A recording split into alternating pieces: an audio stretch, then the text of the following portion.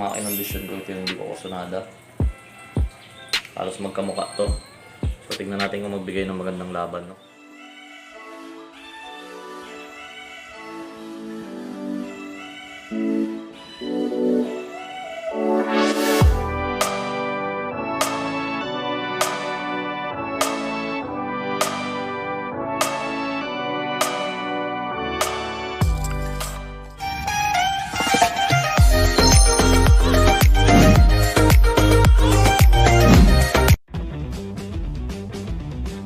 No? Ito yung TM size natin.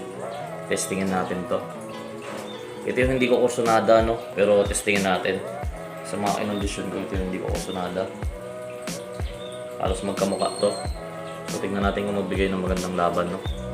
Ito yung hindi ko kusunada mga alya. Pero kondisyon pa rin naman to. So tingnan natin kung maganda-gandang bibigay na laban. Oh, sige.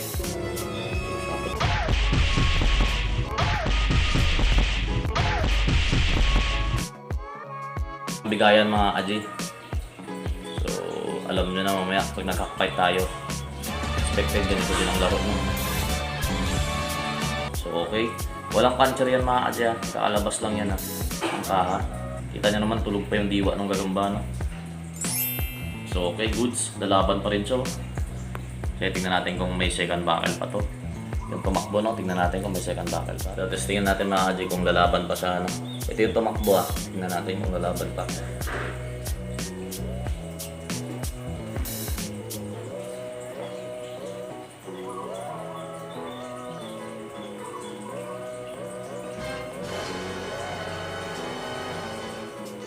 No?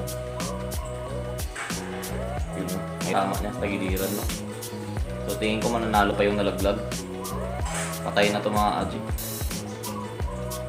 Uy! Makatakbo pa rin siya. Gising diwa na ito mga kaji, mananalo to.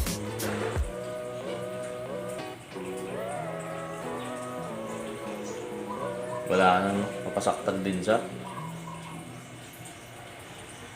Pero to okay, tingnan natin din.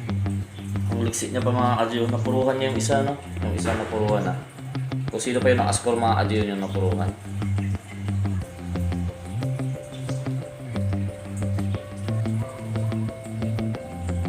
So huwag na natin tuloy mga kaji. So yun lang, no?